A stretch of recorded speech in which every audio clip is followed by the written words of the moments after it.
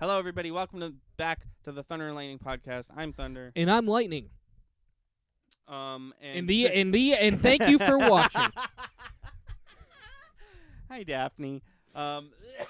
This is our flagship podcast where we talk about our weeks and we talk about pop culture news and. Fuck, I just remembered something that happened in the news that I can't open the store. I have a lot to say about. Fuck. Here, For anybody who couldn't see what was happening, there's a cat trying to get out of this room right now. Okay. Hold on. Okay. I threw these out because they weren't wet anymore. But take one of those and close it with these. Okay. It's just like a dry, disinfectant rag that won't disinfect anything because it dried out. But it'll shield you from the. Yeah. So. Do you have hand sanitizer in here? Do I have hand sanitizer in here? Yeah. No. I don't believe I do. Well, fuck. Because we both just touched that thing. Oh, you're right. Well. Take your germs. But, yeah, so just in case you don't know, I'm sick currently. That is why we're not doing 3 podcasts today. We're only doing 2. That doesn't matter to anyone except us. But before I talk about that, Chris, how was your week? Have I talked about how everybody in my house got COVID yet? I think briefly. Okay. Well, because we did have a stream where you were not in this room. Oh, right. So I think we briefly, yeah. Did you catch fine. it? Did you end up catching it? No, me and Pauline never got COVID. Nice. We were the only two who didn't get COVID. Beyond that, kind of uneventful week. Just a lot of schoolwork, a lot of working on band stuff. We are getting excited for our... the band is getting excited for our show on the 21st. Yes. At the Jungle in Somerville, where we'll be doing a Halloween show. Set the Nation played there once, right? We were going to, and that was the show that got canceled before COVID. Oh, isn't that crazy? Yeah. That was going to be the last show before COVID. I recognize those words. The Jungle in Somerville. Yeah. We're really excited. We're dressing up as the Scooby-Doo gang, and we're doing theme songs, which is exciting. And after this podcast, I'm actually going to show you one because I recorded a bunch of them in practice. And you know what? I'll get you all asked for it, right? So you're going to get a little. Who's texting me? Oh, it doesn't matter. I'm going to give everybody a little something to look forward to if you plan on going that night. I think I've already showed Thunder, so I'll just go directly to here. Oh, yes. To show y'all. Yes. There we know are. What was about to appear. So if you want more of that. Yes, that is a picture of Chris and friend of the channel, John Plunkett, who's also the drummer for interview series, dressed as Fred Jones and Daphne Blake from Scooby-Doo. Yes. So why that'll do I know be their a lot last of fun. names? Because you're a freak. There it is. Well, I knew Fred Jones. I didn't know. I should have from Zombie Island. Yeah, Daphne Blake and then Velma Dinkley. And Shaggy's name is not really Shaggy. It's Norville Rogers. Yes. And Scooby-Doo even has a full name, doesn't he? Yeah, it's Scoobert. I believe his name is Scoobert Dooby-Doo. I believe that's his full name. Good. And, of course, everyone's favorite character, Marcy Hot Dog Water Fleech. I was trying to explain hot dog water at band practice last week. How'd it go? Not well. Anyways, welcome to the podcast. That was pretty much my week. I'm sure I'm missing something significant. Me and Pauline are going to King Richard's Fair tomorrow. Yes. Which will be fun. Maybe we'll do a video on that. Sure. Yeah, dude. We're going to go to Rhode Island Comic-Con soon. Yes. Which is cool. Yes. But also if you don't want it, don't feel like you need to turn your day into a vlog always. You know what I mean? Like if you don't. Oh yeah, no, I know. I think she's referring to the the costumes. Yeah. Thank you very much. Thank you. Very excited. I'm excited for it. Yeah. Yeah, no, so obviously we don't usually do theme songs. We're an original band, so that'll be exciting. This is all new repertoire stuff for us. Do you want me to tell you the set list? If that's up to you, man. If you want to do that, I want to hear it. Okay. But if you don't want to reveal that, I would understand. No, well, because, if it was anywhere else, I'd probably say no, but we're on our, YouTube channel, our Twitch stream, where we do talk about theme songs. I know that's not what we're doing today, but... So I want to get from the theme song guy his take on what we're doing. So let me tell you right now. Oh, we nailed the costumes and full names of the mystery. Oh, cool. Thank you. And yeah, you know what? For Drizzle as well, because some people aren't going to be able to go to the show, so they can at least get an idea of what we're going to be doing. Yeah. I'm going to tell you right now, some of these aren't actually theme songs.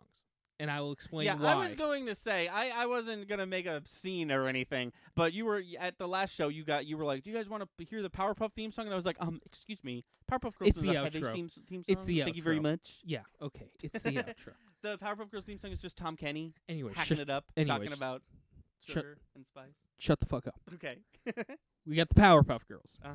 We've got My Life as a Teenage Robot. Nice. Is that my influence? I feel like I'm the one who always is like. I think talking that one's praises. Kaylin mentioned it, dude. And then we got Teenage Mutant Ninja Turtles, the original one, as a medley. But what do you mean medley? They're all in the same key. We're gonna play through the songs in their entirety, but those three are all in the same key. Oh. So it's gonna go one into the other into the other. I thought you meant. No, not all in. Oh, no, that would be silly. I thought you just meant like a medley of one. No. TMNT song. No, Powerpuff Girls is going to end, but it's not going to end. It's going to go into, Yeah. Then we got My Shiny Teeth and Me. Okay. From Fairly Odd Parents. That is a song that I have been trying to shoehorn into allowing us to talk about on Bopper Flop since it started, and I just can't figure it out. Well, so here's the thing, right? Because we were going to do Fairly Odd Parents theme, but we just kind of don't have the band for that. Right, yeah. And, like, had we had... It's kind of like if you gave the kid from Home Alone enough time to prepare, he could do anything, but like we didn't have enough time to prepare, so we weren't going to sit down and try and figure out how to do this. Isn't the Teenage Mutant Ninja Turtles song from the creator of The Big Bang Theory? I think no. I'm going to say it's no. from the creator of Power Rangers. What's his name? Shuki Levi and Haim Saban. Yeah, I'm pretty sure he made the TMNT theme song. I could be wrong though. I'll look it up because I don't think it's What's that dude's name? Big Bang Theory, 2.5 Men. I forget. I don't think it's him. I'll look it up though. Allow me to continue. Yeah, go for it. We've got the iCarly theme. Really? Leave It All to Me. Yes. Is that a good really or a bad really? I just feel like I've been trying to get Hyber to play the iCarly theme song for years, and they never listen to me. Well, one of the three people in the iCarly in Hyber is going to be doing it. I'm thinking that I maybe had some influence over this decision, whether we realize it or not. Maybe. Believe it or not, a lot of the Nickelodeon ones didn't come from me. Okay. We got the SpongeBob theme. Okay. But once you do SpongeBob, you can't stop at the SpongeBob theme. You got to do Goofy Goober from the movie? Is that what you were going to say? Oh, or were you going to say the fun We kept song? it to the TV shows. Got it. We got Greasy Spoon. Okay, yeah. Medleyed into Ripped Pants. Oh, you're doing all of them, I see. And then we got Sweet Victory to end it. Sweet Victory being... Oh, of course, the with the real-life crowd. Yes. Yeah. Then we got Best of Both Worlds. Best of Both Worlds. Oh, from Hannah Montana. Yeah. Then we got the Drake and Josh theme song, I Found a Way. Nice. These are their two Dan Schneider pieces. These are in their entirety too, by the way. The whole song. Interesting. I'm glad you made that distinction because when Set the Nation performed the Drake and Josh theme song, I was disappointed to find out that it was not the extended version. Yes, I apologize. We got some jackass wrote Pokemans. Okay. It was me. And then we're going to end with What's New Scooby-Doo. Ooh. and that is the set. A strong closer. So I can't find. I'm trying to find. Here we go. The whole. There we go. Nope, not the original work. The original work was a comic book. I thought I'd have this by now. Apologies. No, it's okay. Television series TMNT 1987. Who did the theme song? Based off characters written by Kevin Eastman. Who did the theme song? Chuck Lorre, the guy who created Big Bang Theory. Oh, shit! I'll be fucked. That's a bit of trivia that I'm sure we went over in our episode, and I totally forgot about it. Right? Thank you. Yes, Drizzle likes the set list. What does Thunder, the theme song man, think of the set list? I think that it's pretty good. I think you picked no anime. Oh no, there was Pokemon. Never mind. Fuck me. I think you picked a nice blend of genre, and by genre I mean Nickelodeon, Cartoon Network, Disney, and anime, which is kind of the 4 genres that we do in Bop or Flop. Yeah. But also, when referring to our show, we've also branched out since then, and we've started doing live action shows. Right. You have a couple of those in there. I like it. I am no judge of order of songs when it comes to set list, but I will agree that What's New Scooby Doo. Oh, that wasn't quite in order. Oh, okay. That wasn't quite in order. Then yeah, he gets the Bop or Flop stamp of approval. Cool. There were some. I mean, this list had probably 25 songs on it when we were figuring out what to do. There are some bangers that I won't even mention because I don't want to disappoint that should have made the list that like we the just Doodle Bops. Or Phineas and Ferb. Phineas and Ferb. That and the Doodle Bops. Should have made the list that didn't simply because of time. I mean, we've kind of hit the ground running with shows, so we've had to conserve practice time to what's necessary. And only the last couple of weeks have been. I mean, we've learned, like, when you go to the show next Friday, know that these songs have only been learned by any of us in the last 3 weeks. So when you said we've only been practicing what's necessary, I thought you were going to say we've only been practicing what's new Scooby-Doo. And I was like, yeah, fair. Actually, one of the easiest. Oh, I'm sure. The hardest song on there is probably Best of Both Worlds. I was going to suggest that because that's like an actual song, not to discredit theme songs because God knows I don't want to do that. But like that one's like a song. Like they wrote the Hannah Montana album first and they were like, pick one for the theme song. Right. And also on my behalf, the SpongeBob theme song because I'm doing all the flute and accordion stuff. But on a guitar. Yeah. Yeah. So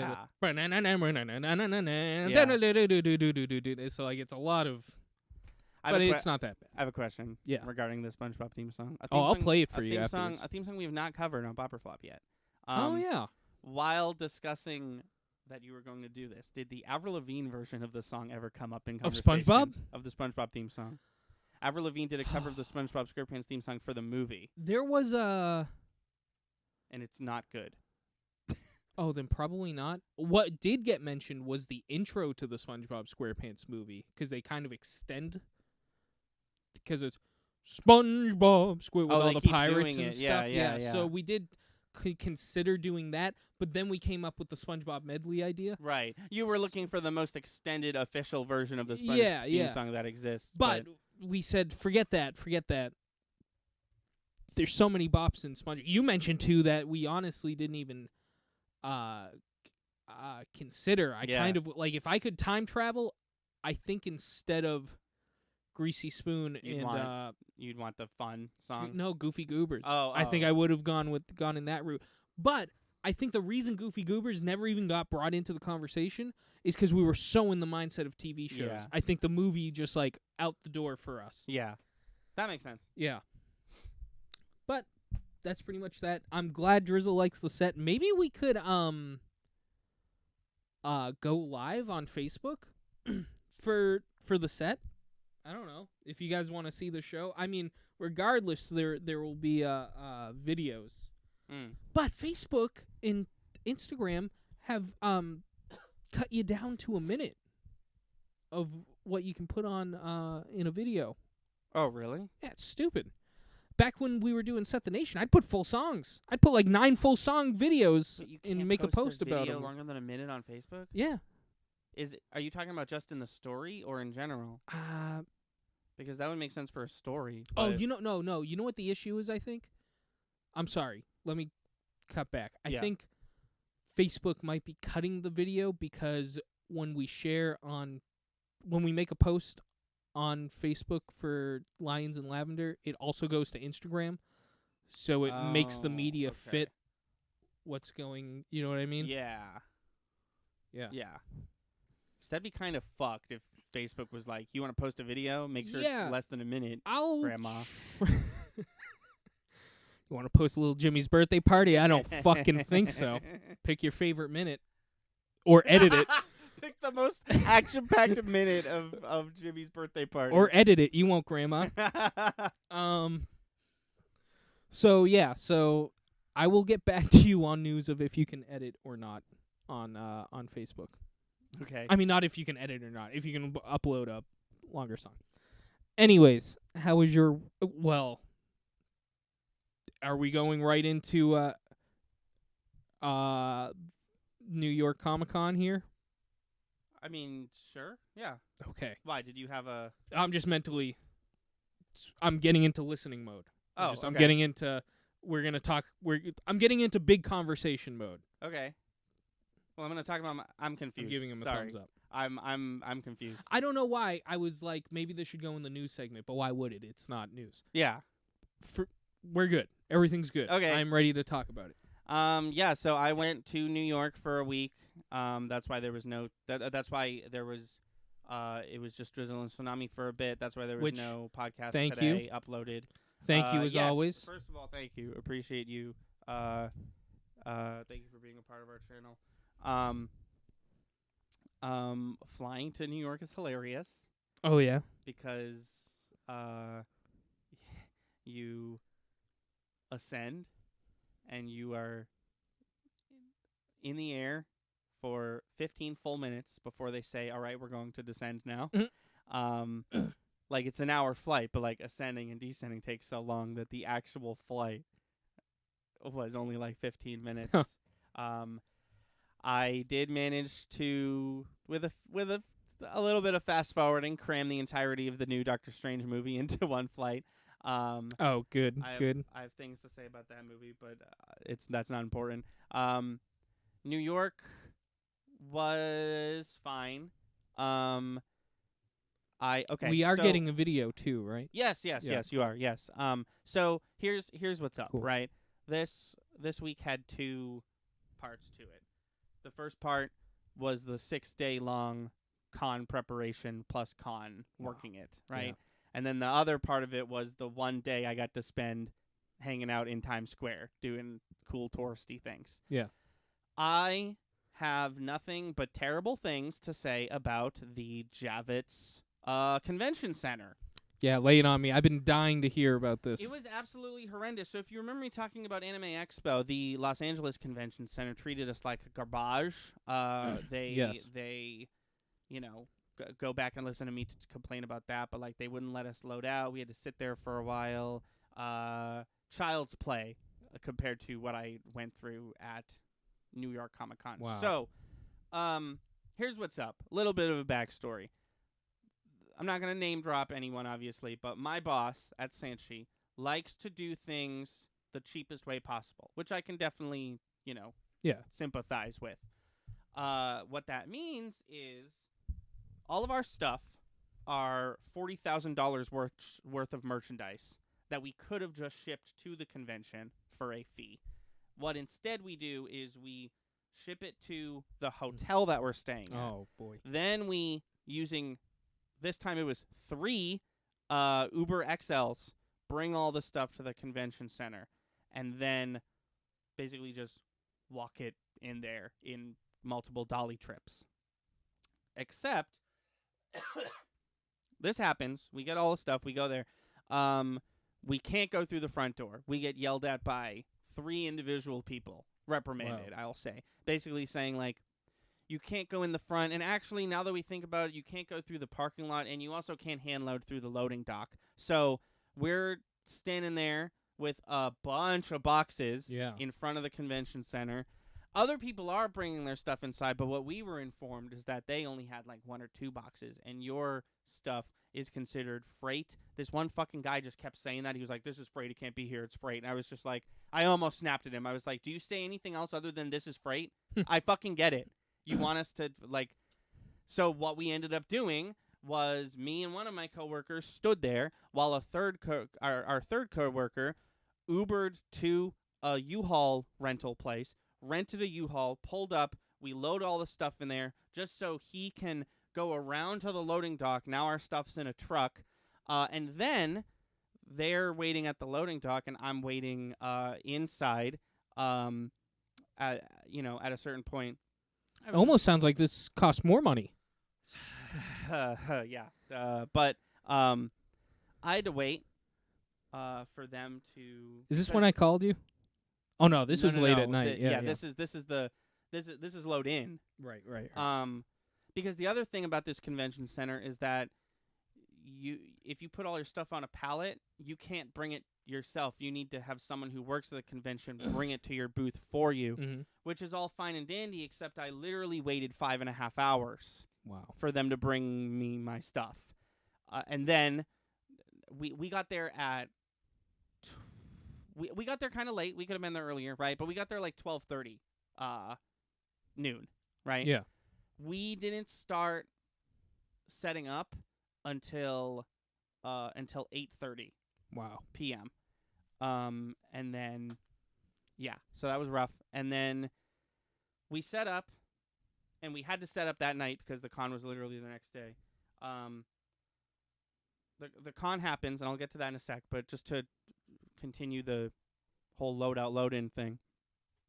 The con ends at 5 on Monday, or on Sunday, rather. Our dude is in line at the loading dock in a U-Haul by 5:30. We have all our stuff set up and ready to go on pallets, ready to be shipped out by 5:40.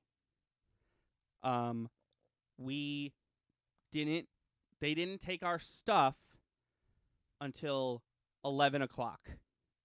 I had to wait another 4.5 hours for them to take our stuff. Then, of course, with the way that my boss does it, the night doesn't end there, because then we have to go back to the hotel, print shipping labels, do all that stuff.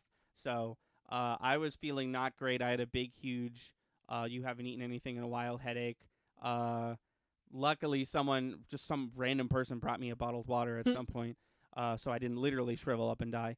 But yeah, that was very rough. But so typically, this is I'm noticing a trend that convention centers just don't give a shit about the vendors, which is me. They don't give a shit about their employees. They don't give a shit about your timetable. You have to work on their timetable, even if it sucks. The LA Con Center needed everyone out in one day because they had to prep for a fucking baseball tournament in the next 2 days or some shit like that. So they don't care. But this convention went out of its way to not give a shit about the attendees, because usually at these cons, at the very least, the attendees get all the attention. They're the ones paying the money or whatever. No, there was no loudspeaker.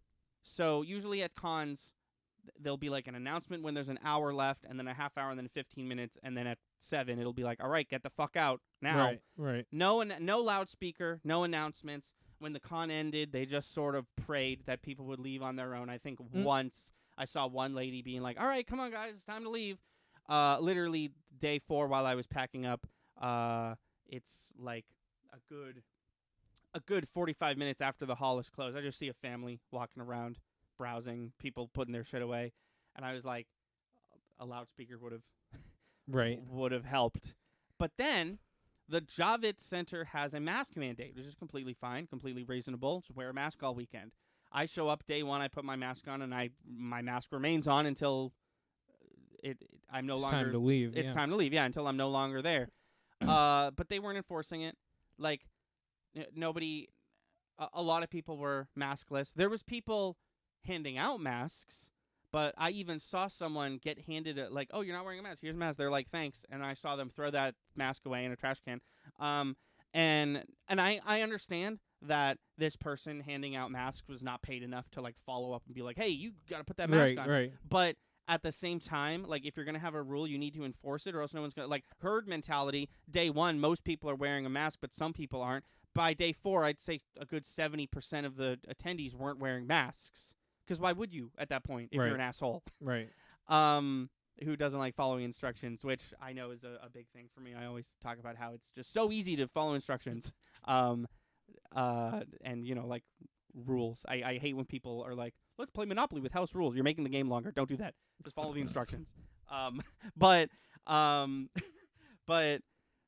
was just like, they really don't give a shit. They don't give a shit about me. They don't give a shit about them. Like, they just... And it's not your job to enforce it. No, absolutely not. Probably the reason I'm sick. Like, I wore a mask all weekend, but, like, one can only imagine that the fact that basically no one else was at a certain point is why I got sick. Plus, we have fucking Five Nights at Freddy's merch, which I'm a little confused about because I was under the impression that Five Nights at Freddy's was a PG-13 horror game, and the only people who bought Five Nights merch were children, which is another can of worms entirely. But because we sold Five Nights merch, I had to interact with a lot of children who are not clean, and I can only assume that's why. Because literally, I got home, a flight in the middle of the day, got home at 3:30, hung out with my parents, talked to them about stuff, had dinner. They went to bed. I go downstairs. I filmed the rest of my vlog. I hit stop recording, and then my throat starts to hurt. I'm like, I got sick immediately. Wow. So, yeah. So the Javits Center can absolutely go fuck itself, but I guess joke's on me because I have to be there next month. Didn't you say that your fellow employees were going to talk to the boss, though? Because you shouldn't have to go through that nonsense. Well, here's the thing. It's a double-edged sword, right? Because, like, no, I shouldn't have had to wait a collective 10 hours to, like, that I was just sitting there doing nothing. I did get paid to wait those 10 hours, but it didn't not suck. Like I said, I was right. Like, literally, well, that's my point. I was literally not doing okay by the end of it. I was literally like hadn't eaten in a while, hadn't drank anything in a while. Well, it's beyond that too. It sounds like they've been doing safe conventions, except for this one. And this one you got sick at. Well, I got sick at Anime Boston as well. But that one was actually COVID that I got sick with. Right. But Anime Boston, you were actually there. Did they have was everyone in masks? Yep, they had a mask mandate. Okay, yeah. PAX West was the best. PAX West was the best enforcement of masks I've seen so far. Anime Expo didn't have a mask mandate for some reason. Yeah, my coworker said they're gonna try to get him because that's what I was saying. Like, and you brought it up before I even did. Like, I understand that you're trying to cut costs, not shipping the stuff to the convention center. Oh no! What? We've got to hydrate. Oh. I don't have a fucking drink. I can do that. Chris doesn't have a drink because I couldn't, you know. I'm gonna swallow my spit. I've done it. Because I understand not wanting to pay the cost of like, wanting them to have the stuff already at the convention because I don't know what that cost was, but we didn't have chairs all weekend either. In order to rent a chair, $120 a chair. Wow. So just to rent it. What if you want to bring your own? You can do that. You could just bring your own. But you weren't obviously. No, no, we had no time to. You know what I mean? Not only that, what are you going to bring it on the plane with you? Well, our working idea was we could go hit up a Target and buy some chairs with company money, but we just quite literally didn't have any time. That's fucked up. That's what I'm talking about, man. That's like not okay working conditions. So you were on your feet for 10 hours. Well, but see, here's the thing. Like, the fact that I didn't have a chair for 4 days wasn't my company's fault. That was the place's No. fault. And I'm not trying to blame your company. I'm just saying it will be your company's fault once they say, okay, now go back there and deal with the same conditions. Well, see, now we know. Now I'm sure my two coworkers will bring chairs next time. And are you going to bring a chair, though?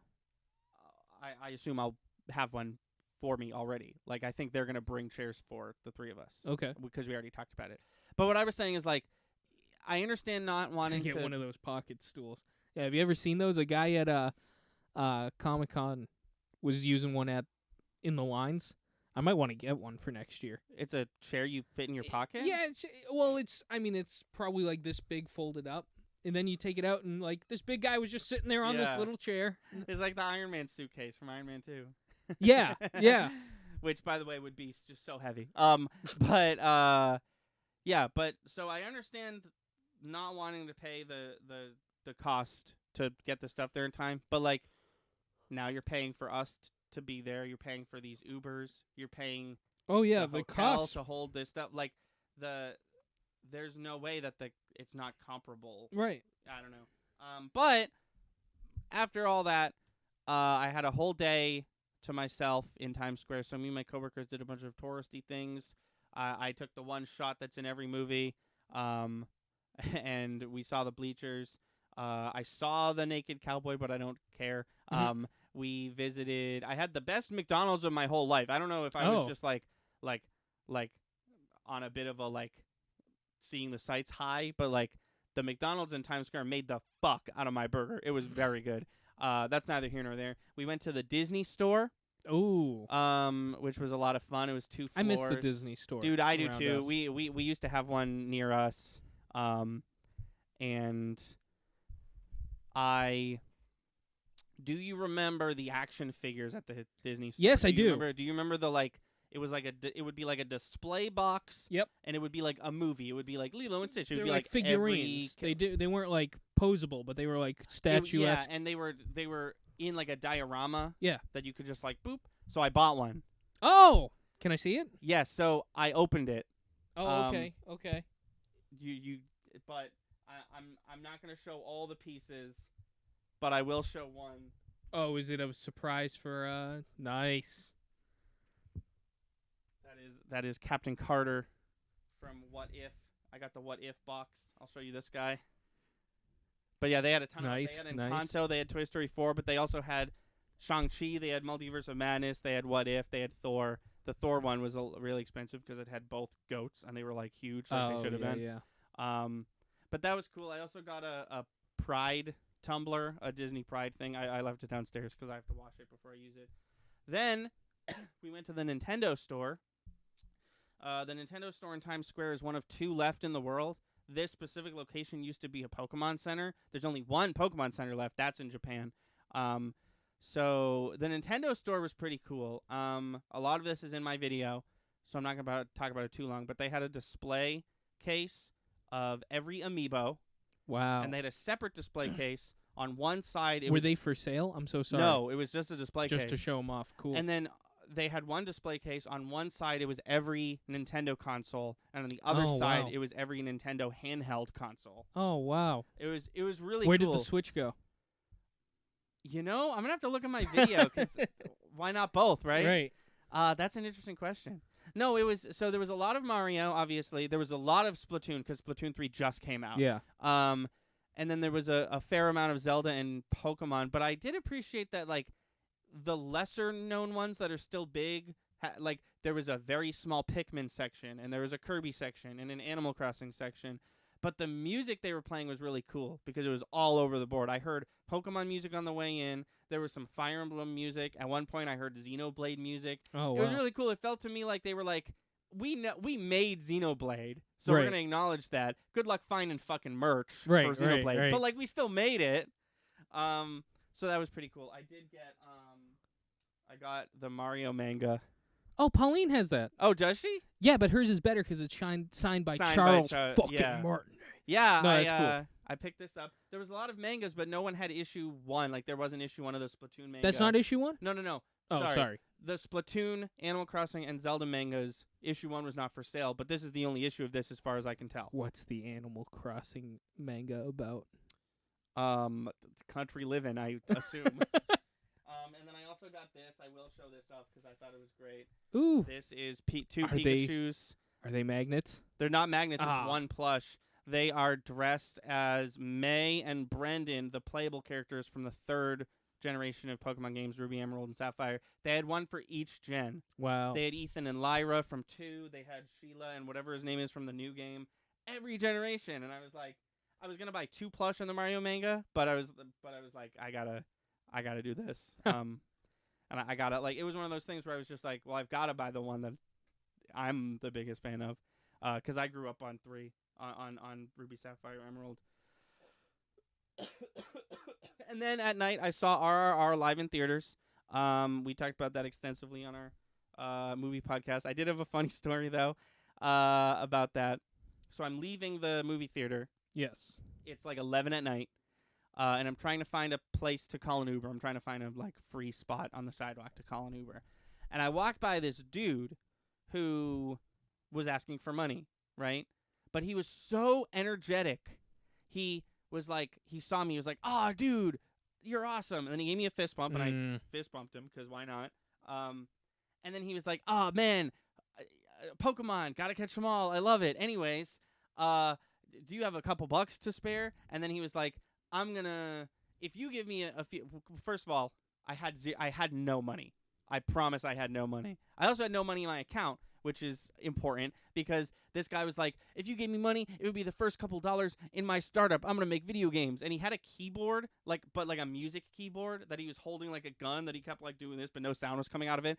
And then I was like, I really don't have any money, dude. And he was like, there's an ATM in this store. I was like, I don't have any money. He was like, "Oh, that's okay, man. Gotta catch them all." And I was like, "Yeah, totally." I fist bumped him. I walked away. I looked down at my outfit. I'm wearing no Pokemon paraphernalia.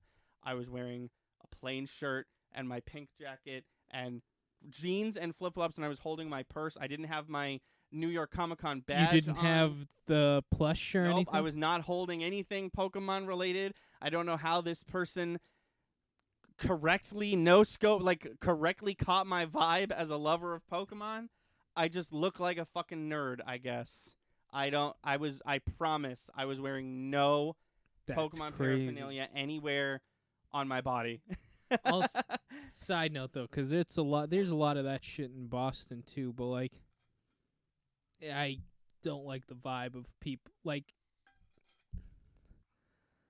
don't pretend to be my friend because you want money from me. And he went as far as to say there's an ATM in here. Oh yeah, dude. So what bothered me is that I've noticed this before. People who ask for money on the street are never grateful, because there was another person that was the second person I ran into who asked me for money. The first person also mentioned the ATM, but the first person said, "Do you have any change?" And I did. So I gave them 75 cents. And then they were like, "Oh, not real coins. I was expecting a couple bucks." I was like, "I don't. This is all I have." And also, that's change. Also you asked for change, and I immediately obliged. I don't know. But well, there was an instance like that in when I went to school in Boston. Not this time, but previously. Yeah. There was this guy standing out front of the Newbury Comics, the one on, Newbury Street. The first one. Yeah, and he was going on about this, he's doing fundraising for kids playing music, this and that, which makes sense. Berkeley's right across the street. Right. And so I gave him like $20. I was like, man, this sounds like a really good cause. I want to be a part of it. And he was thankful, which was cool. And then, then the very next day, I go back into that Newbury Comics. I come out, he's there, and he's asking me for more money. And I was like, "Dude, I just gave you $20 yesterday." And he, no recollection of me doing that. Oh, really? Yeah, and I was like, damn, okay. Well, you see, Chris, I always assume that when you gave that person $20 and then I was young and naive. They immediately spent it on drugs and alcohol and gambling. I always assume some people genuinely need the money, but it's people who do scams like that I am leery of. Yeah. There was one instance, me and Pauline, one of our first big dates, we went to this is the story I thought you were going to tell, because I remember this. We went to the park in Boston, and this woman comes up to us with bracelets she wants to give us. Right. And, a donation for her church, and I was going to give her, I think it was $5 for 2 bracelets. Okay. And she wanted 20 each. She was like, no, that's not enough. You got to pay more. And this was a pay whatever you wanted. Okay. Donation. She was like, no, it's got to be more money than that. And I was like, listen, lady, I know you clearly sniped me because I'm on a date. And, like, I'm sure you spotted us a mile away and I'm sure you think I don't want to look frugal in front of this girl that I'm dating, but you can fuck off. I'm not paying you $20 a piece for these. And they were, like, cheap bracelets. Right, yeah. And neither one of us, it's funny because we talked about it because I left mine in the car for the entirety of my Jeep. And then when I sold it, it was still in there. Yeah. And me and Pauline had a conversation like a year or two later because she saw it in my cup holder and she was like, neither one of us ever wore it because we got such weird vibes from her. Oh, yeah, for sure. That we were like, we're not going to wear this. It's probably cursed. Because I didn't give her enough fucking money. But yeah, people with scams, welcome to the chat room. Yeah, I just got that too. That's weird. Yeah. Well, thank you, Twitch. Thank you for fuck? welcoming us. What to the our hell chat just room. happened? Okay, whatever. That's weird. But yeah, people who've got like operation going on, I'm much more leery of than the guy who's obviously needs some help. Right. Okay, so we are getting close to 7 o'clock. I do have a piece of news. Well, we have to talk about Pratt. Well, not only that, yes, absolutely. But breaking news. Robbie Coltrane, Hagrid from Harry Potter, passed away today. Yeah, I did hear about that. Upsetting. He wasn't too. He was in a rough way for a while. Oh, was he? Interesting. Yeah, I well, didn't know he was that. at least wheelchair bound for a while because my parents and my sister actually met him a few years ago, and he was wheelchair bound then. At Comic-Con? No, they actually. I hate flying. Correct. So biggest mistake of my life. I missed out on a trip to Disney World. Oh, okay. I had already gone. I really didn't want to fly. Mm-hmm. Now that I'm adult, everybody can fuck right off. I'll take a train to Disney World if I want to. Okay. But I just wasn't feeling it, Mr. Krabs. Mm-hmm. I didn't want to do it. They show up to Disney and they spent a day at Universal. And once you know it, these sons of bitches, the Harry Potter world isn't open yet. But Malfoy, the famous woman who's in Fight Club, also. I've never seen Johnny, not Johnny. Oh, Helena Bonham Carter. Tim Curry's wife? Helena Bonham Not Carter. Tim Curry. Yeah, Tim Burton. Burton's wife, Helena Bonham Carter. Yes. Who played Bellatrix Lestrange. Yes. And Hagrid. Robbie Coltrane, Helena Bonham Carter, and Tom Felton. Can fuck right off. We're all there, and they got to meet all of them. That's cool. Yeah. Yeah, it is, Anthony. Yeah. And also, they got to be Family of the Day at Disney World. Yeah. Yeah. Yeah. Anyways. I also met my favorite comic creator of all time at New York Comic Con. Oh, sick. Yeah, she was great. I have to talk about Chris Pratt, though. Let's get into Chris Pratt has taken up a large portion of my thoughts over the last week, and I think I've come to a couple different conclusions. Okay, I'm excited. In regard to the Mario trailer, if you don't know what I'm talking about. Mario Gate, Mario conspiracy. I'm talking, of course, about Mario Gate, how there's a new teaser for the new... Oh, there's a new one? No. Oh, the first, yeah. The first ever teaser for the Super Mario movie where Charlie Day is playing Luigi and Anya Taylor-Joy is playing Peach and Jack Black is playing Bowser. And for some fucking reason, Chris Pratt, your favorite Guardian of the Galaxy and mine, is playing the voice of Mario for some reason. And I've come to two conclusions. The first conclusion is Chris Pratt can fuck right off. I don't like him. Let's get into point one. Why? Just because of this? No, not just because of this. This was definitely the icing on the cake because he, in an interview, said something along the lines of, like, I've been working on this Mario voice for 2 years and it's going to blow your fucking dick off. And it was just, like, not. We'll get into that in a sec. Yes. But just every other reason that there is to hate this gentleman. Like I say hate, but like I don't hate him. He's fine. I'll watch the next Guardians movie, obviously, and I'll enjoy every second of it, assuming James Gunn directed it. But yeah, just not my favorite actor, especially right now. And point number 2, revelation number 2 that I came to, because I've seen this trailer quite a few times at this point. Everything in this trailer is fine. Everything in this trailer is perfectly passable. I don't mind it. It's unoffensive, except for his fucking voice. Except for Mario's voice. I have one other complaint. Okay. Why did they change his face? Why did they change Mario's face? He's been the same. He's been the same since then. Yeah. Even that's Mario. There's Mario. There's Mario.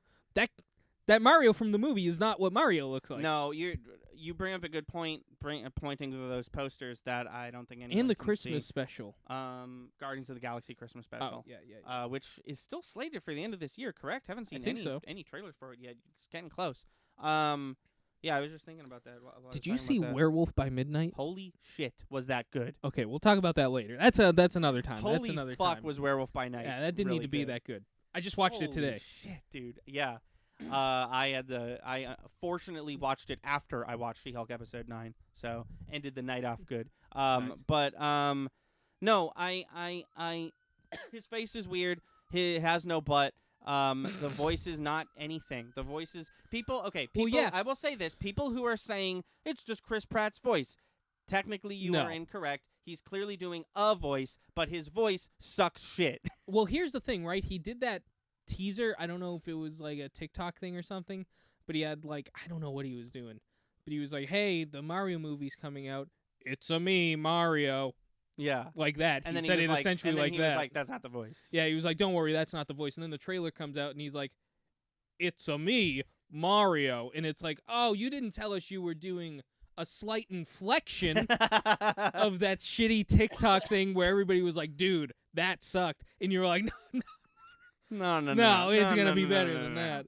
No, this is not some Starfire's costume leaked early and it looked terrible in production photos, and then the show comes out and it looks fantastic and everyone needs to stop complaining type situation. This is a Chris Pratt lied to you, and he lied to me, and he lied to all of us, and he doesn't know how to voice act. And why isn't it Charles Martinet? Well, that's the big question, right? Is there's a guy who's I actually took, because that trailer came out obviously and you were away, and I saw it online. I was like, I want to see what the comments say.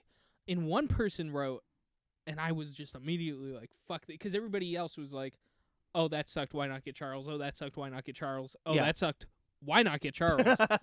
And then one person was like, you really want to hear Charles go, wahoo, yippee, for 2.5 hours? And I was like, that's fucking Mario. Yeah. That's what I've wanted for the last 25 years. Also, obviously, this asshole's never met Charles Martinet in person because that dude doesn't stop talking in the Mario voice. If you're worried that he can't complete a sentence as Mario, you're fucking wrong. Oh, yeah. This guy will be an audiobook as Mario if he fucking wanted to. No, he'll do it. That is in no way, like, I understand what you're saying, the fear of, like, well, he just does, like, wahoo, yippee, can he talk in full sentences? That was never the fear. No. That was never a concern. The concern is, well, we want money.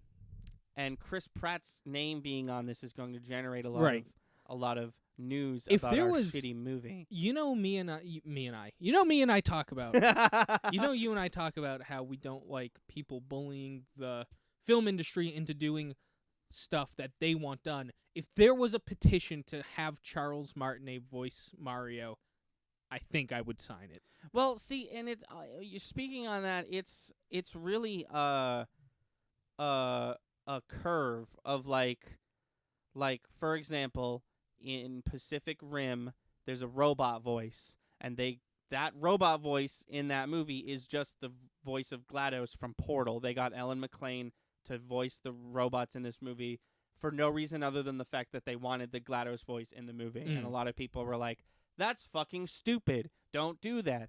And Guillermo del Toro said, oh, interesting. Fuck off. It's in the movie, though, because that's what I wanted. Right. But then you have Sonic the Hedgehog, where the Sonic the Hedgehog trailer drops, and it's a nightmare. Right. And everyone involved in the movie is like, you know what?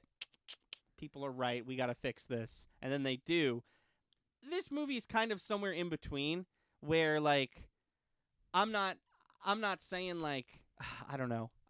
I'm not saying, like, redo the whole movie with Charles, but like that's definitely what I want. Yeah. You know. And speaking of Charles, he's in this movie. Yeah, just to add insult to injury. So people are theorizing. I, from the beginning, have thought that he's going to voice Wario and Waluigi, the other two characters that he voices. Right. But now people are thinking that maybe the movie's going to start and he's going to be voiced by Charles, and then he's going to go through some sort of portal and end up in like movie universe Mushroom Kingdom, and then he's voiced by Pratt or something like that. I guess like that would less. be. I like that better than he just doesn't voice Mario at all in this fucking movie. True, yeah. I would, if they gave context as to why they chose to not have Charles. Here's the thing: at the end of the day, you're right. It's money. That's why they got Chris Pratt. But if they at least give a shit, if they at least pretend to give a shit, and they're like, well, shoehorn in Charles voicing him early on, and then 98% of the movie can be Chris. I'll sit there and be like, well, at least they acknowledged that this man has built his entire 30-year career around voicing this one dude. Yeah. And some asshole showed up, said, "It's a me, Mario," and they let him take the job over him. Do you think, like... I don't know, man. It sucks.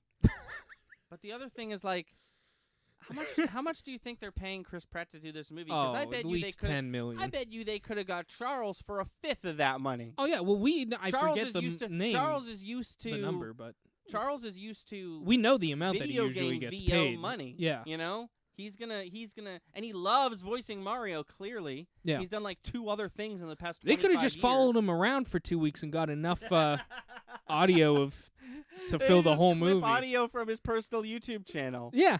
Where he fully voices these characters all the time. It's just upsetting. And there's something to be said. I don't want this bit of information to be lost in the hullabaloo of this fucking monstrosity of a voice that Chris Pratt is doing for Mario. It's New York, not Italian. No. Oh, That's okay. not even. I'm going further than that. And I want to remind everyone that Chris Pratt is also going to be voicing Garfield the cat, and that was not a joke. That's actually happening. Just get Bill. Well, Bill actually hated doing it. He's also like, kind of like, he's probably canceled. He's probably done in Hollywood at this point. Yeah.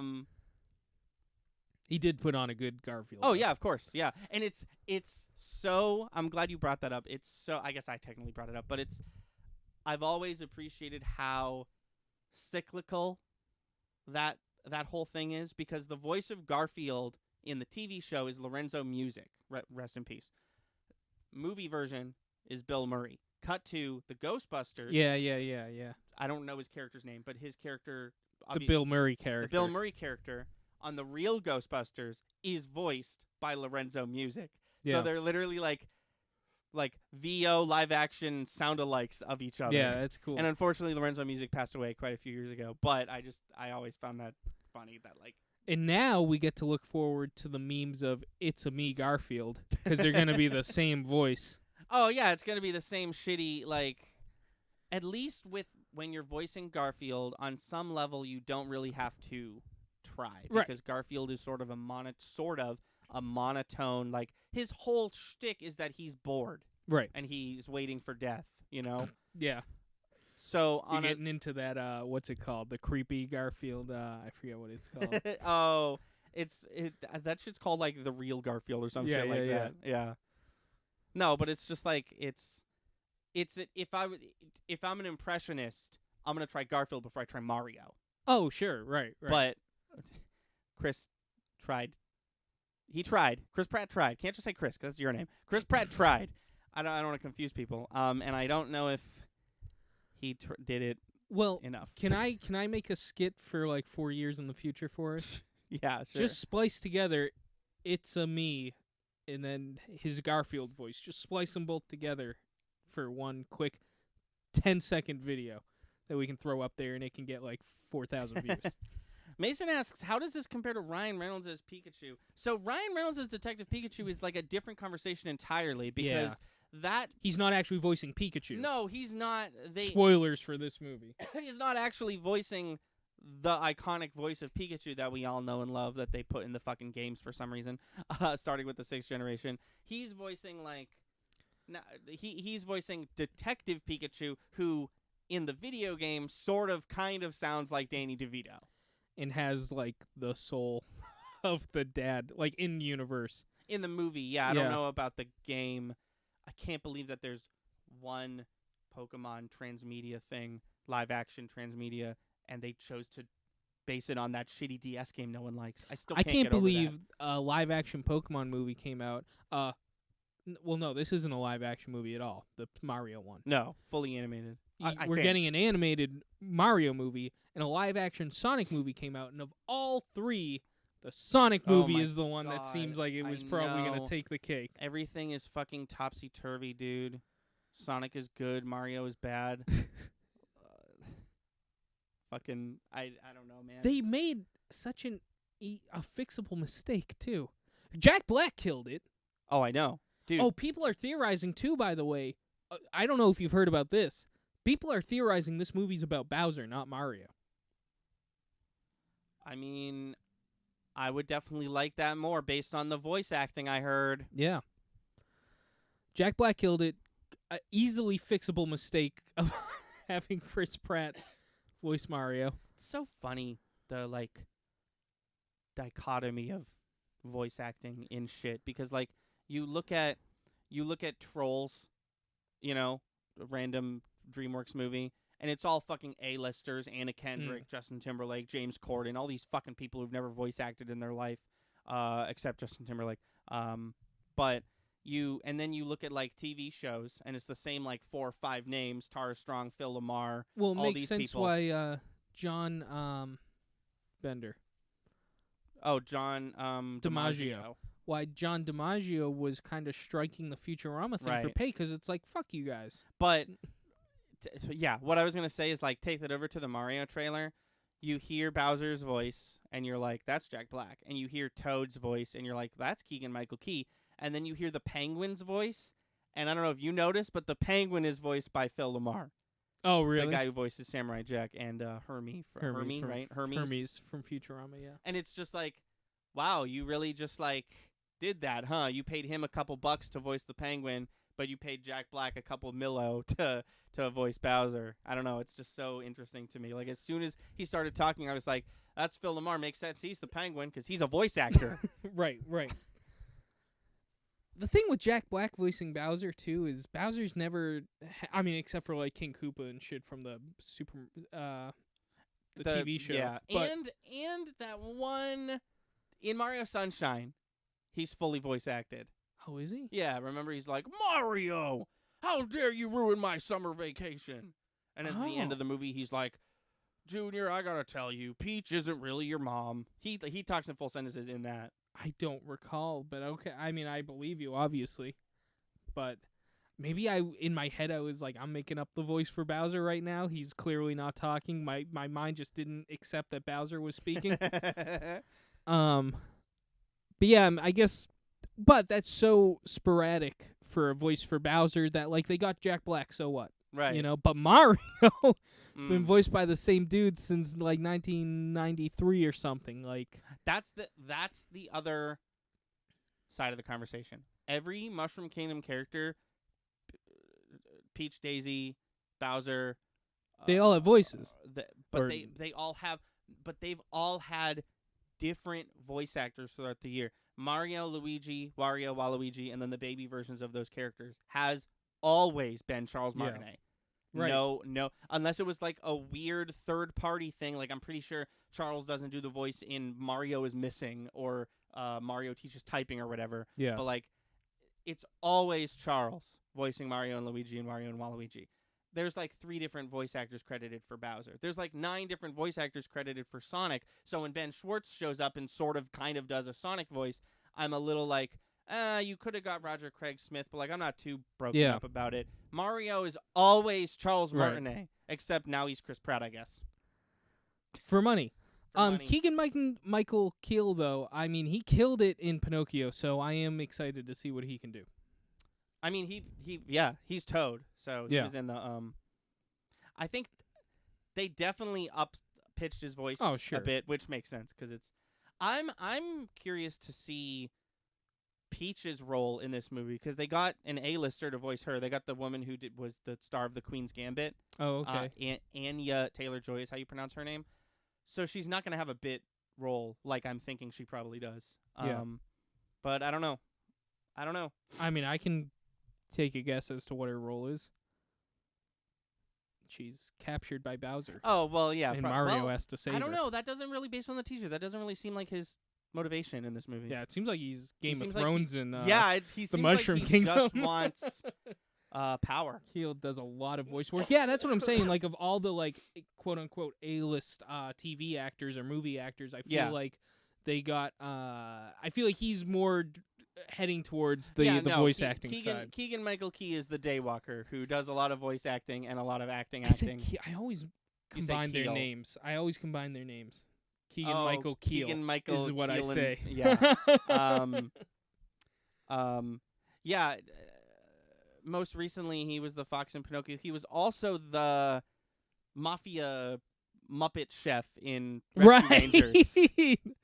Right. He was basically doing a Swedish chef, and then he was like, "You want some fucking cheese? I got cheese coming in the back." That was funny. Yeah. Anyways, there was other news, but my Christ, here's how much of a big deal how shitty Chris Pratt's Mario voice is. Out of all the news that happened this week, that's what we talked about, and Velma's officially lesbian. Like, are you kidding me? Right, I forgot we hadn't talked about that yet. Right.